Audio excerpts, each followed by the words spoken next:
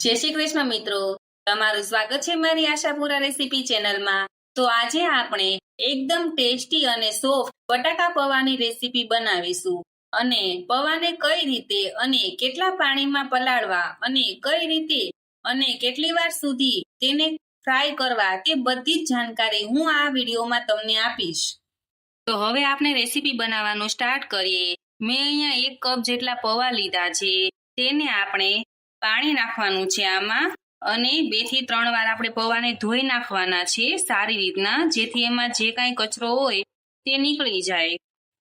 ત્યારબાદ હવે આપણે આ પાણીને આવી રીતના ચાળણાની મદદથી કાઢી નાખવાનું છે અને પૌવાની ચાળણાની અંદર એડ કરી દેવાના છે, જેથી આપણા પૌવાની અંદર વધારાનું પાણી હોય તે બધું જ નીકળી જાય।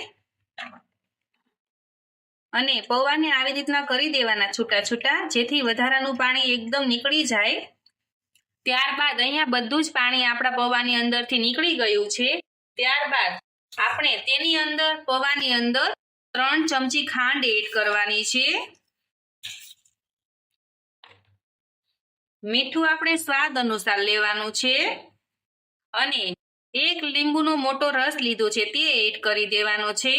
આ ત્રણેયને બરાબર મિક્સ કરી નાખવાનું છે, જેથી આપણા પૌવાની અંદર સારી રીતે ભળી જાય એકદમથી। તો અહીં આપણે ખાંડ અને લીંબુ પૌવામાં પહેલા જ એડ કરી દીધું છે, જેથી આપણા પૌવાની અંદર ખાંડ અને મીઠુંનો સ્વાદ આવી જાય। પછી 5 થી 10 મિનિટ માટે આને રેસ્ટ આપી દેવાનું છે આપણે। ત્યારબાદ હવે આપણે તેનો વઘાર કરવાનો છે। એના માટે મેં એક કડાઈ લીધી છે, એમાં 3 ચમચી તેલ એડ કરવાનું છે। આપણે તેલ ઝાઝું નથી લેવાનું, કારણ કે બટેટા પૌવામાં તેલ ખૂબ જ ઓછું જોઈએ છે। તો હવે આપણું તેલ ગરમ થઈ ગયું છે। ત્યારબાદ અહીંયા 1 કપ જેટલા મેં સિંગદાણા લીધા છે, તે આપણે એડ કરી અને સિંગદાણાને આપણે ફ્રાય કરી લેવાના છે। થોડા ક્રિસ્પી થાય ત્યાં સુધી એને આપણે ફ્રાય કરવાના છે તેલની અંદર। 2 મિનિટ જેવું ફ્રાય કરી લેવાના છે, જેથી આપણા સિંગદાણા એકદમ ફ્રાય થઈ જાય।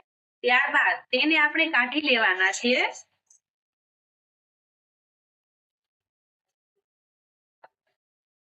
હવે આને આપણે થોડી વાર સાઈડમાં રાખી દેવાના છે। હવે વધેલા તેલની અંદર આપણે રાઈ જીરું એડ કરવાના છે, અડધી ચમચી જેટલી હિંગ એડ કરવાની છે। ત્યારબાદ મેં અહીંયા 1 કાપેલું બટેટું લીધું છે તે એડ કરી દેવાનું છે। લીમડાના પાન છે તે એડ કરી દેવાના છે। આપણે બટેટાને થોડી વાર ફ્રાય કરવાનું છે, જેથી આપણું બટેટું થોડી વાર ચડી જાય અંદર તેલની અંદર। 2 મિનિટ જેવું કરી લેવાનું, એટલે આપણું બટેટું ચડી જાય। તો આપણો બટેટાનો કલર અહીંયા થોડોક ચેન્જ થઈ ગયો છે। ત્યારબાદ મેં અહીંયા 1 લીલું મરચું લીધેલું છે કાપેલું, તે એડ કરવાનું છે। એમને પણ થોડી વાર સાતળી લેવાનું છે। ત્યારબાદ અહીંયા મેં 1 કપ જેટલી ઝીણી સુધારેલી ડુંગળી લીધી છે, તે એડ કરી દેવાની છે। આપણે ડુંગળીને થોડી વાર જ સાતળવાની છે, સ્વાદ એવો ને એવો રહે છે આપણો। ડુંગળીને આપણે બ્રાઉન થાય ત્યાં સુધી એને શેકાવા નથી દેવાની, 2 મિનિટ માટે શેકવાની છે એને। ત્યારબાદ અડધી ચમચી મેં અહીંયા હળદર પાવડર એડ કર્યો છે, તે એડ કરવાનો। અહીંયા આપણે લાલ મરચું નથી લેવાનું, કારણ કે પહેલેથી તે લીલું મરચું એડ કરી દીધું છે। ત્યારબાદ અહીંયા બધા મસાલાને આપણે થોડી વાર શેકાવા દેવાના છે। આ ફ્રાય કરેલા સિંગદાણા પણ આપણે એડ કરી દેવાના છે। તો તમે જોઈ શકો છો કે અહીંયા આપણા પૌવાને 5 થી 10 મિનિટ થઈ ગઈ છે અને કેટલા છૂટા છૂટા પડી ગયા છે। આવી જ રીતે 5 થી 10 મિનિટ માટે રેસ્ટ આપી દેવાનો। ત્યારબાદ આ બધા મસાલાની અંદર આપણે એડ કરી દેવાના છે પૌવાને। પછી બધું બરાબર સરખું મિક્સ કરી લેવાનું છે। ગેસ બંધ કરી દેવાનો છે આપણે અહીંયા।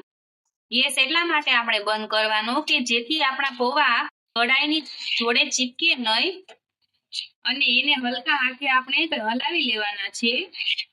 તમે જોઈ શકો છો। પછી ઉપરથી આપણે લીલા ધાણા એડ કરી દેવાના છે। પછી સરખું મિક્સ કરી નાખવાનું છે આપણે।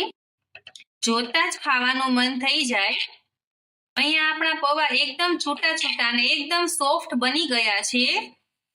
તો તમે જોઈ શકો છો કે અહીંયા આપણા બટાકા પૌવા તૈયાર થઈ ગયા છે. તો તમે કમેન્ટ કરીને જણાવો કે તમને અમારી રેસીપી કેવી લાગી. આવી જ યુનિક રેસીપી માટે મારી ચેનલ સાથે જોડાયેલા રહો અને મારી ચેનલને લાઈક, સબસ્ક્રાઇબ અને શેર કરો.